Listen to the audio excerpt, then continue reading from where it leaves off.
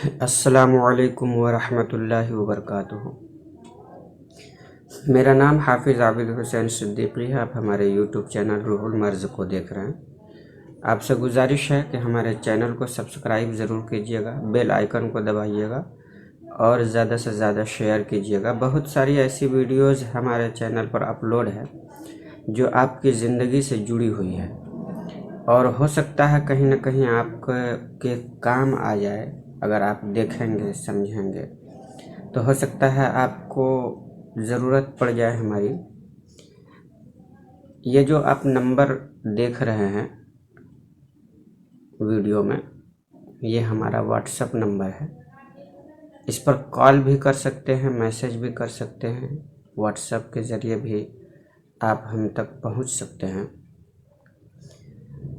तो आज हम आपके सामने जो है एक वाक़ये का ज़िक्र करना चाहते हैं।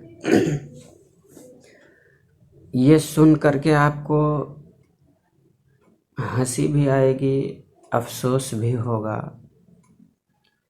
और जो है अब क्या कहा जाए, ऐसे ऐसे लोग भी इस दुनिया के अंदर हैं, मौजूद हैं। एक वाक़या, एक जो है मामला तो मेरे पास आया था और इस मामले को हो गया है करीब लगभग 4 महीने का वक्त हो गया है। और जो है मामला ये था कि एक लड़का एक लड़की से जो है मोहब्बत करता था। शुरू में काफ़ी दिनों से उन लोगों ने कहा कि हम लोग तकरीबन जो है 7-8 साल से एक दूसरे से मोहब्बत करते हैं, बातचीत करते हैं और जो है मुलाकात भी कई बार हो चुकी है। बहुत सारी बात उन्होंने अंदर की मुझे बताई। तो मैंने बोला कि भाई प्रॉब्लम क्या है, पहले वो बताइए आप। तो बोला कि भाई प्रॉब्लम ये है कि लड़की तो तैयार है, उसके घर वाले तैयार नहीं हैं। तो आप कुछ ऐसा कीजिए कि घर वाले तैयार हो जाएं और मेरी उससे शादी हो जाए। तो मैंने कहा ठीक है मैं करता हूँ। और मैंने उनसे 40 दिन का वक्त लिया था कि एक चिल्ला करूँगा और काम आपका इंशाल्लाह हो जाएगा। तो एक चिल्ला हुआ, वो तैयार हो गए, अपना सामान वामान भी सब ला करके दिया।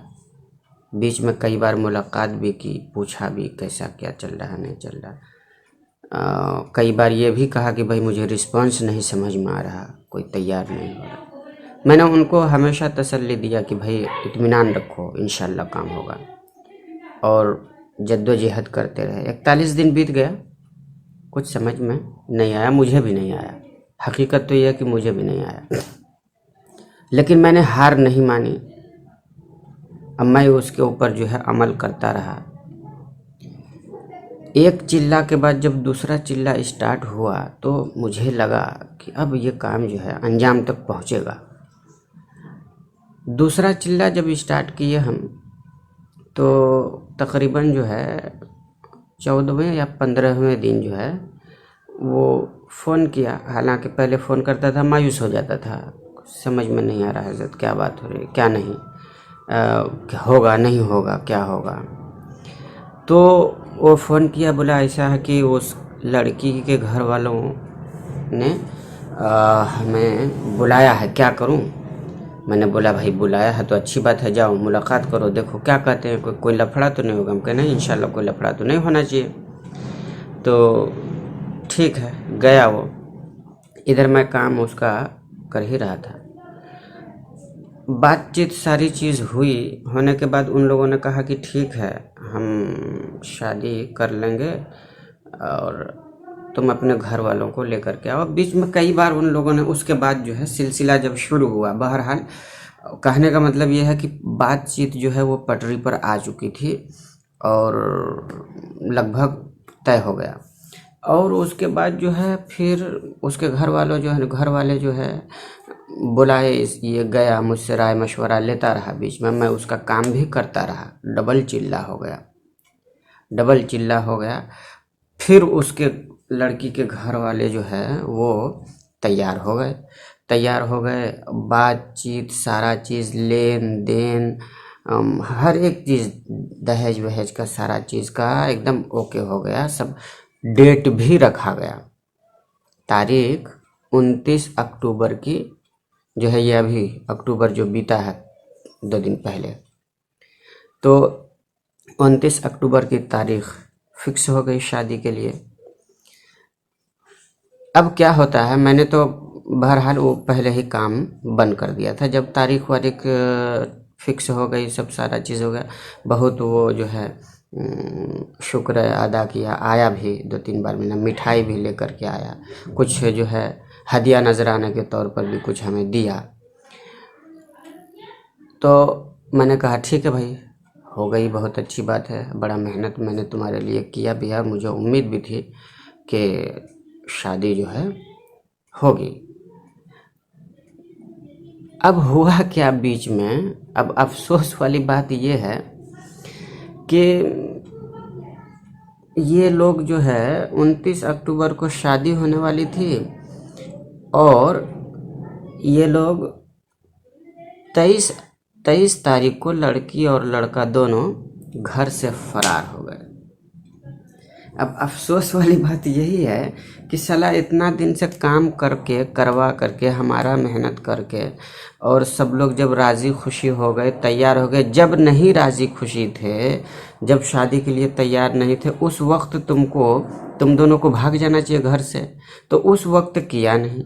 जब 29 तारीख की डेट फिक्स हो गई, बारात की तैयारी हो रही, वो लोग भी तैयारी कर रहे हैं लड़की की विदाई का, लड़की के शादी का, और इधर भी जो है 5-6 दिन पहले और जो है लड़की लड़का दोनों भाग करके कोर्ट मैरिज कर लिए।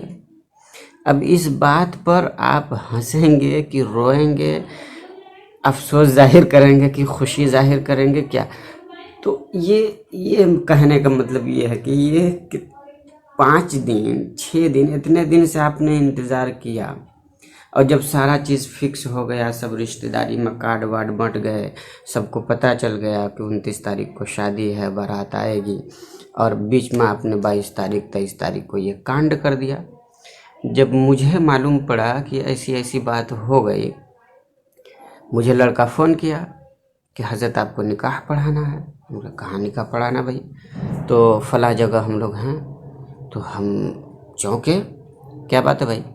बोले ऐसा है ना कि लड़की को हम लेकर के भाग गए हैं।